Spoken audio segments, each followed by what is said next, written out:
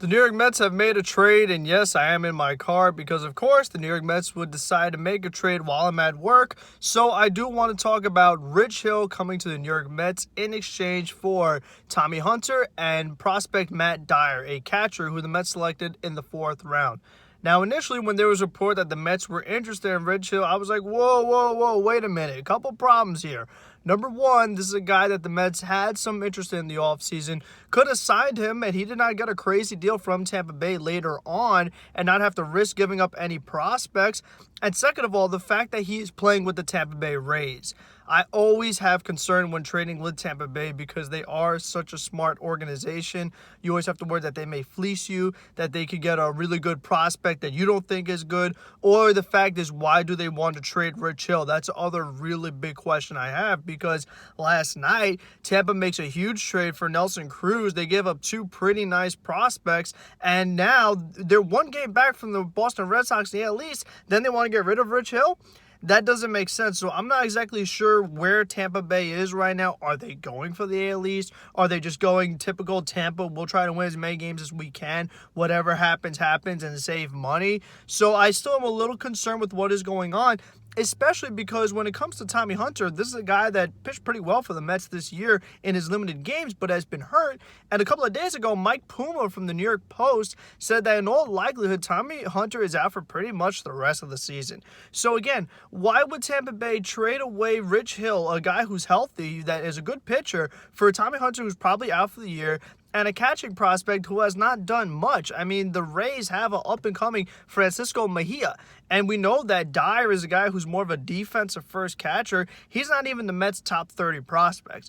And the Mets, while they do have a nice top 8, top 9 prospects, after that, it is very underwhelming. So for you to not be even in the Mets' top 30, you really can't be that great of a prospect. But if this is indeed the trade and all the medicals come back clean, the fact is, one of the other things that concerns me, Rich Hill is 41 years old, and with this Mets training staff who could hurt even the healthiest of guys, I do worry about the sustainability of Rich Hill in this particular team. Are they going to be able to keep him healthy? I think that's going to be a really big question mark. But what's most important is that the Mets had a big need, and that was starting pitching.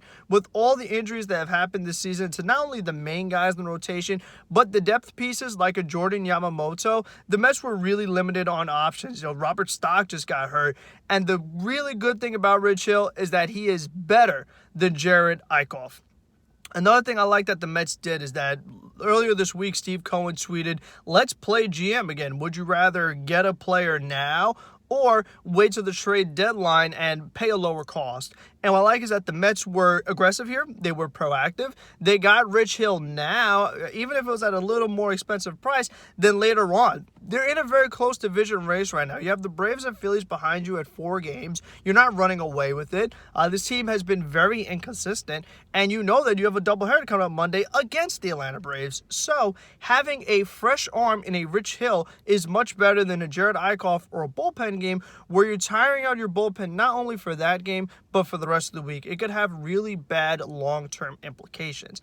Now, we look at Rich Hill's numbers. Now, he's got an ERA in the 3s. He's been a good pitcher for a very long time. Like I say, he's 41 years old. His metrics aren't amazing. We look at his Baseball Savant page, but what Rich Hill does have is I love his pitch arsenal. I like the way he pitches.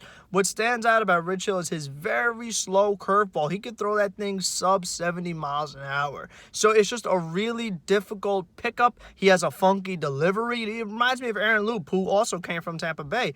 Tampa knows what they're doing when it comes to pitching. And I think that Rich Hill is going to be such a good asset, while this uncertainty around Jacob deGrom, we don't know what Carrasco is going to be when he comes back. We don't know if or what Noah Syndergaard is going to be. Taijuan Walker, he's had so many injury problems his whole career. So far this year, he's been healthy. Fingers crossed that continues. So you just want to be, again, proactive. You want to be prepared for all scenarios. If there are any more injuries after July in August or September, you don't have any possibilities because this is a hard trade deadline on July 30th. So if you want to make a move, you got to make it now.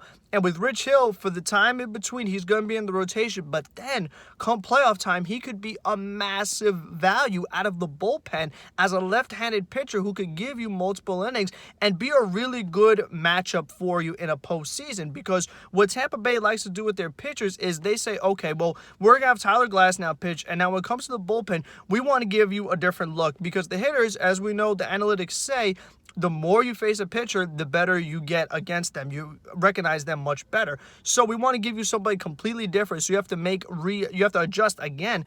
And if you have Taijuan Walker pitching, or you have Jacob deGrom pitching, a right-hander throwing, 97 miles an hour, in deGrom's case, 102 miles an hour, then you go to Rich Hill, who's throwing it really slow and is left-handed, and just a completely different look than deGrom and Taijuan Walker. It's really going to throw the hitters off. So Rich Hill is going to help you a lot right now. He's going to help you the rest of the season, and he can also provide big value in the postseason. Also, the fact that it's not a big contract, so if you do want to take on a salary later on in this trade deadline, like a Craig Kimbrell or anybody else, you still could do that. The Mets are still under the luxury tax. Steve Cohen, eventually you feel like he will go over the threshold, but as of right now, the Mets are trying not to do anything crazy. So I do have some videos planned. I have a video coming out next Thursday about a trade that the Mets could make that really could help them. I also have trade deadline predictions coming out on Wednesday. So definitely, if you guys enjoyed this video talking about Rich Hill and breaking news, even if it's from my car where it's really hot in here, make sure to leave a like. Comment down below, what are your thoughts on the Rich Hill trade, about what the Mets gave up, and just about Rich Hill in general. And if you're new here and you want to see more from me and really make my day, make recording in this black interior hot car worth it, you can always subscribe. So until the next one, be safe, be smart, be healthy, and let's go Mets. Keep getting more pitching.